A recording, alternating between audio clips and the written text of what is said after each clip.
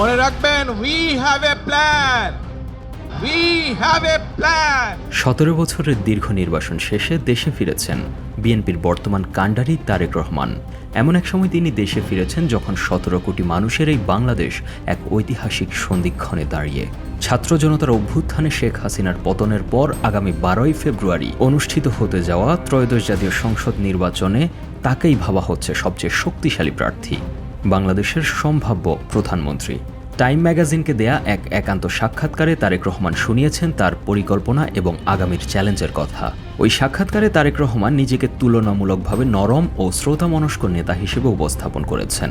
তিনি বলেন, রাস্তায় মানুষ যেন নিরাপদ থাকে, ব্যবসা করতে পারে, এটাই তার প্রথম অগ্রাধিকার।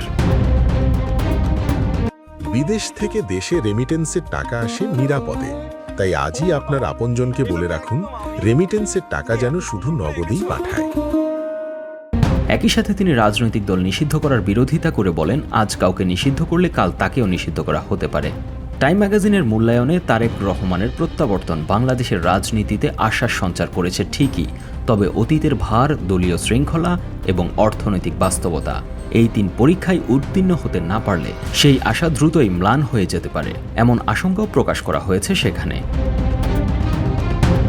গত 25 ডিসেম্বর ঢাকা বিমানবন্দরে যখন তারেক রহমান পা রাখেন, তখন লক্ষ লক্ষ সমর্থক তাকে রাজসিকভাবে বরণ করে নেয়। তবে এই আনন্দের রেশ কাটার আগেই তিনি হারান তার মা, বাংলাদেশের প্রথম নারী প্রধানমন্ত্রী বেগম খালেদা জিয়াকে। শোকাতুর তারেক রহমান টাইম ম্যাগাজিনকে বলেন, এটি আমার হৃদয়ের জন্য অনেক বড় ভার, তবে মায়ের কাছ থেকে শিখেছি দায়িত্ব থাকলে তা পালন করতেই হবে। তার সাক্ষাৎকারের বিশ্লেষণে টাইম ম্যাগাজিন বলছে, বর্তমানে বাংলাদেশের রাজনীতিতে তারেক রহমান একাধারে মুক্তিদাতা এবং সমালোচকদের চোখে বিতর্কিত এক রাজপুত্র। এদিকে এক সাম্প্রতিক জরিপে দেখা গেছে তার দল বিএনপি জনসমর্থন প্রায় 70%, তবে তার সাথে জড়িয়ে আছে পুরনো আমলের দুর্নীতির অভিযোগও। যদিও তারেক রহমান এসব অভিযোগ খণ্ডন করেছেন। বিএনপির সর্বশেষ 2001 থেকে 2006 মেয়াদে দুর্নীতি শীর্ষে থাকার অভিযোগ তাদের জন্য বড় চ্যালেঞ্জ বলে জানানো হয়েছে। একই সাথে মিস্টার তারেককে বিব্রতকর উপনামে ডাকার বিষয়টিও টাইম ম্যাগাজিনে উঠে এসেছে। তবে মিস্টার রহমান তার রাজনৈতিক ইমেজ পুনরুদ্ধারে বদ্ধপরিকর বলে জানিয়েছেন।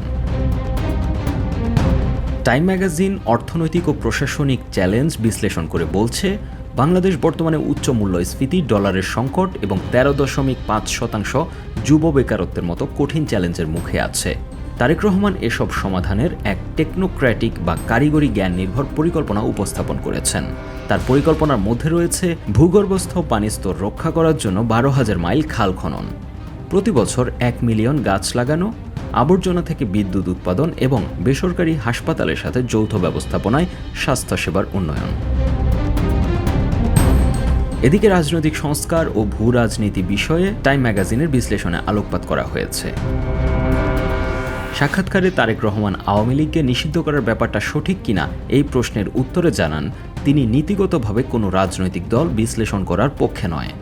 তিনি বলেন, আজ যদি আপনি একটি রাজনৈতিক দল নিষিদ্ধ করেন, তাহলে কাল আমাকে নিষিদ্ধ করা হবে না, এর নিশ্চয়তা আমি কিভাবে পাব? তিনি আরও বলেন, অবশ্যই কেউ যদি কোনো ধরনের অপরাধের জন্য দায়ী হয়, তবে তাকে তার পরিণতি ভোগ করতেই হবে। এভাবে আওয়ামী লীগের পরিণতির প্রতি ইঙ্গিত করেছেন মিস্টার রহমান। তবে জুলাই বিপ্লবের খুনিদের বিচার নিশ্চিত করার বিষয়ে তিনি আপোষহীন।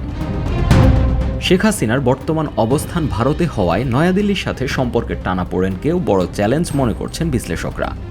এছাড়া ট্রাম্প প্রশাসনের 20% শুল্ক আরোপের প্রেক্ষাপটে যুক্তরাষ্ট্রের সাথে বাণিজ্য সম্পর্ক পুনঃস্থাপনও তার অগ্রাধিকারে রয়েছে। লন্ডনের রিচমন্ড পার্কে হাঁটতে অভ্যস্ত তারেক রহমান এখন ঢাকায় নিশ্ছিদ্র নিরাপত্তায় নিজেকে কিছুটা অবরুদ্ধ বোধ করলেও জনগণের জন্য তিনি কাজ করতে দৃঢ় প্রতিজ্ঞ। স্পাইডারম্যান চলচ্চিত্রে সেই বিখ্যাত সংলাপ উদ্ধৃত করে তিনি বলেন, বিরাট ক্ষমতার সাথে আসে বিরাট দায়িত্ব। With great power comes great responsibility. বাংলাদেশের ভবিষ্যৎ নেতৃত্ব এখন তার কাঁধেই, আর সময় বলে দিবে তিনি কতটা সফল হন। News desk, 21 television.